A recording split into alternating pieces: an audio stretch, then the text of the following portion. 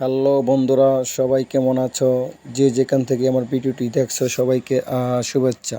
তো বন্ধুরা, তোমাদের জন্য আজকে আরও একটি নতুন ভিডিও নিয়ে চলে আসলাম। ভিডিওটি ভালো লাগলে অবশ্যই একটি সাবস্ক্রাইব করে দেবে। আমি সুজন, বিএম হোন্ডা সার্ভিসিং সেন্টারের পক্ষ থেকে সবাইকে অভিনন্দন। তো বন্ধুরা, আজকে যে ভিডিওটির প্রসঙ্গে কথা বলবো সেটা হচ্ছে অনেক ক্ষেত্রে দেখা যায় যে টাঙ্কিতে তেল থাকা সত্ত্বেও তেলের মিটারটা লাফাচ্ছে। তো অনেক ক্ষেত্রে দেখা গেল কারো টাঙ্কিতে 10 লিটার তেল রয়েছে, সেটা 1 লিটার 1 দাগ বা 2 দাগ দেখাচ্ছে বা তেলের কাটা লাফাচ্ছে। অনেক ক্ষেত্রে এই সমস্যা হলে অনেক লোক তেল ভরে নির্দিষ্ট জায়গায় যাওয়ার আগেই তেল শেষ হয়ে যায়। তো এরকম ভোগান্তিতে অনেকেই পড়ে। তো এক ভাই আমার কাছে এই সমস্যা নিয়ে আসছে। তো আমি প্রথমেই, এটা হলো একটি অ্যাপাচি গাড়ি টাঙ্কি।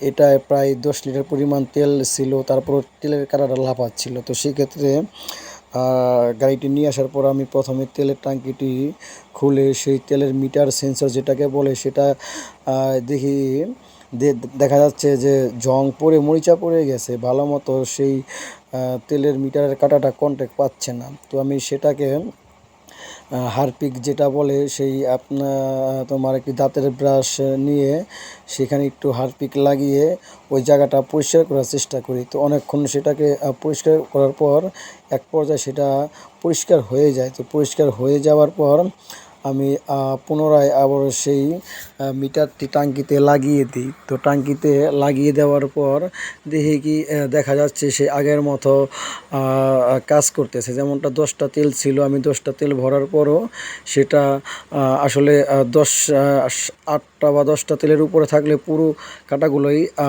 দেখাবে। তো সেক্ষেত্রে দেখি কি পুরো কাঁটাগুলোই দেখাচ্ছে।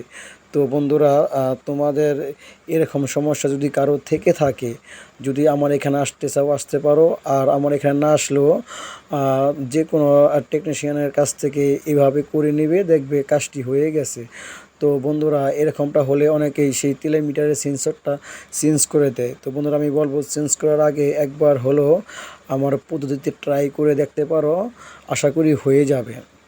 তো বন্ধুরা, যদি তোমরা আমার কাছে আসতে চাও আসতে পারো। আমার ঠিকানা হচ্ছে BM Honda servicing centre, Dhaka Keraniganj Konakhola Sakta. আমি সুজন চেষ্টা করব তোমাদের সঠিক সমস্যার সমাধান করতে।